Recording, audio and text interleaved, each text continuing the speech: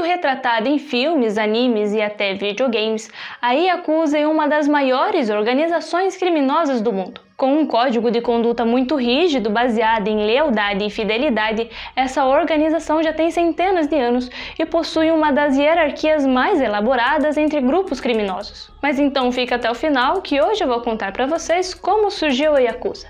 Já deixe o like e se inscreva no canal se você for novo por aqui.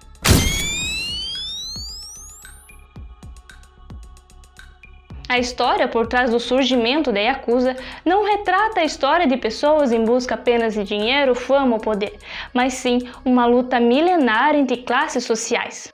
Em 1603, no Japão, se dava início ao Império de Shogunato Tokugawa e ao surgimento dos primeiros membros da Yakuza. No início, a Yakuza não tinha esse nome, e os primeiros membros vieram de uma classe social chamada Burakumi, que significa povo da aldeia. Os Burakumi eram os mais miseráveis da sociedade japonesa, um grupo social tão abaixo do resto da sociedade que eles não tinham permissão nem para tocar em outros seres humanos. Essa classe havia sido designada desde o período medieval a fazer serviços como preparar os corpos nos funerais ou limpar as entranhas dos animais caçados, o que numa sociedade budista e shintoísta era considerado algo impuro. Porém, o ápice da discriminação contra os Burakumi aconteceu justamente durante o período Tokugawa, quando foram declarados pessoas sujas e impuras, e leis formais foram escritas para expulsar os Burakumi da sociedade. Os filhos dos Burakumi de maneira alguma puderam estudar e muitos deles foram mandados para fora das cidades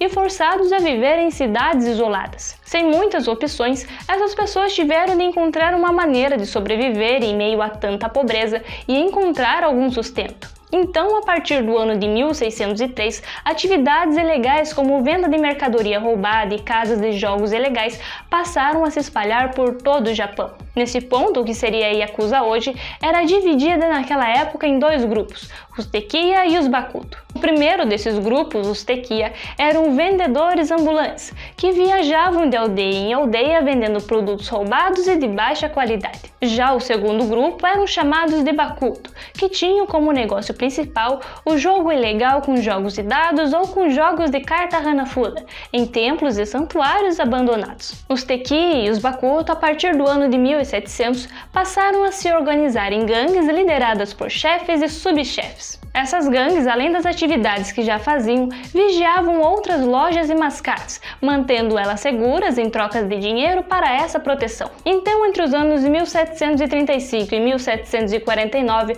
por conta das guerras entre as gangues Yakuza, o governo de Tokugawa procurou uma maneira para reduzir a quantidade de crimes que as gangues praticavam, nomeando o Oyabun. Oyabun significa literalmente pai adotivo, que é o título levado por cada chefe dessas gangues. A solução do governo foi permitir que o Oyabun tivesse um sobrenome e portasse uma espada, uma honra que anteriormente era concedida apenas aos samurais. Com seus líderes sendo oficialmente reconhecidos pelos governantes do Japão, os Tekiya e os Bakuto, pela primeira vez na história, foram reconhecidos e respeitados de alguma forma. Para aquelas pessoas que não tinham conexão com nenhuma parte da sociedade, a Yakuza era como uma família.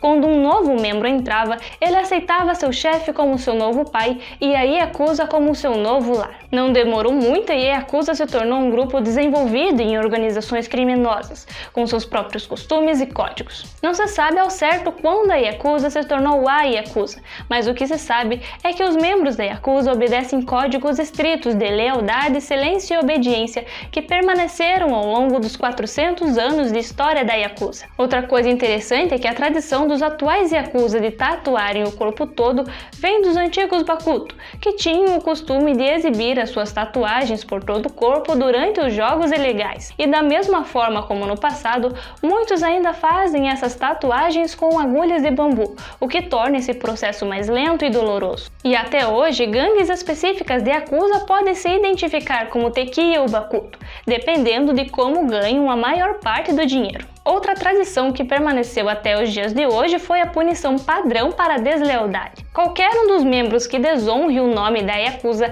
é forçado a cortar a ponta do dedo mínimo esquerdo e entregar ao chefe. No início da história da Yakuza, essa punição tinha um propósito, já que o corte de um dedo enfraquecia o punho que segurava a espada, diminuindo as habilidades da pessoa e forçando ela a depender cada vez mais da proteção do grupo. Durante todos os 400 anos de história da Yakuza, eles realizaram crimes como tráfico de drogas, prostituição e extorsão, mas mesmo assim, o governo japonês tolerava pacificamente a Yakuza. O próprio governo japonês já havia pedido ajuda a membros da Yakuza em operações militares e até havia contratado alguns membros para servir de guarda-costas do presidente Eisenhower durante uma visita ao Japão em 1960. Porém, quando a Yakuza começou a praticar o crime de colarinho branco, o governo passou a reprimir a Yakuza. E em 1991, a lei chamada Anti-Yakuza foi aprovada, o que tornava ilegal que qualquer membro da Yakuza tivesse envolvimento com negócios de qualquer tipo. Desde então, outras leis como essa entraram em vigor, entre elas a lei que proíbe como os membros da Yakuza movimentam seu dinheiro, o que de certa forma contribuiu para a redução de membros da Yakuza. Mas isso é claro em teoria, já que atualmente a Yamaguchi-gumi, a maior família da Yakuza criada em 1915, conta com quase 40 mil membros e é dividida em 750 clãs, além de possuir uma receita líquida anual de 80 bilhões. Uma outra coisa interessante sobre a Yakuza é o significado do nome escolhido. Yakuza significa 893, e esse nome foi escolhido como homenagem às cartas inúteis de um jogo similar ao Blackjack ou 21 como é conhecido no Brasil.